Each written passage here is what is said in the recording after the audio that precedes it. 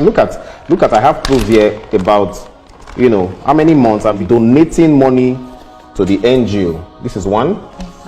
This is two. Please, can you the name on it, please, so that people will not say recipient details, Martins, Vincent, say initiative. Exactly. Look at documents. Okay. Look at evidence for. Do you know what I'm saying? So, yes. I mean, it was in the course of this investigation that I now started figuring out some things. First of all, he's attracted to men, and I knew that if I say that on that podcast, it will spark a lot. Is it about his sexuality? Is that really true? Very true. He knows Do it. you have evidence? He is my proof because he has said it.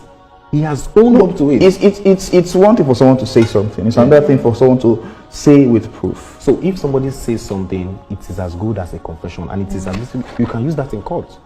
Let him sue me if he thinks I'm lying. And for me, this is correcting the wrong narrative, coming on social media without concrete proof, just talking anyhow, disrespecting people. He actually thinks that people are backing me up. To be honest, I planned this thing. I was the one who thought about this whole plan. I said, okay, let me set this trap. And, he thinks it's, maybe I'm backed up by Mr. Falano, SAN, and, these are, and then he go online to say things like this. No proof. Mm-hmm. So, I mean, he has made a couple of mistakes, and this is for correction. We're not trying to bring anybody down. Please tag DVC News on this post because I want to go and defend myself over some allegation that one of their guests made on their TV station recently.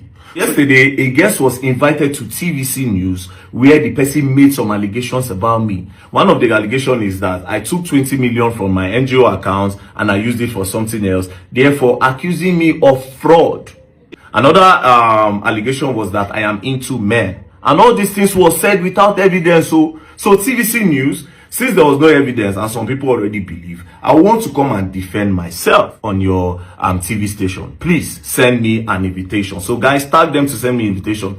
Now, after defending myself, I would like to also talk about some things because I heard that Asiwaju Bola Ahmed Tinubu is the owner of TVC.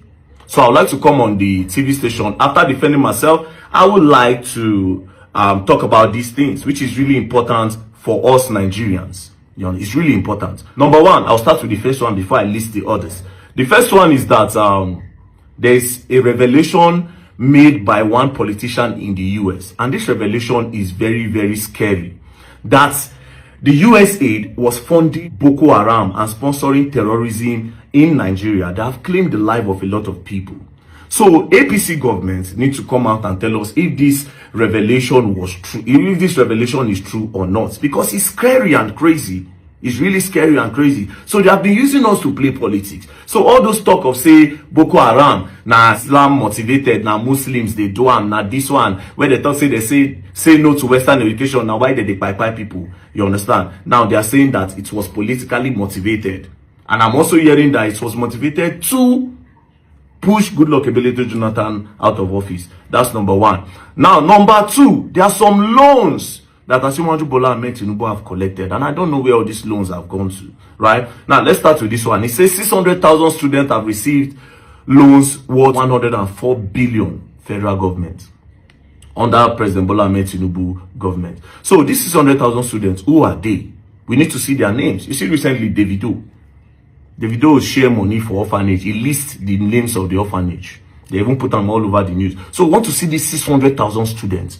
Do you understand? And want to ask questions. Did they really get it? Or now una go fabricate the story so that una go use and chop money. So I want to ask Tinubu, since I didn't get the station, maybe he will answer. So please. Secondly, Nigeria has secured $1.1 billion AFDB loan to provide electricity for 5 million people by 2026. President Tinubu.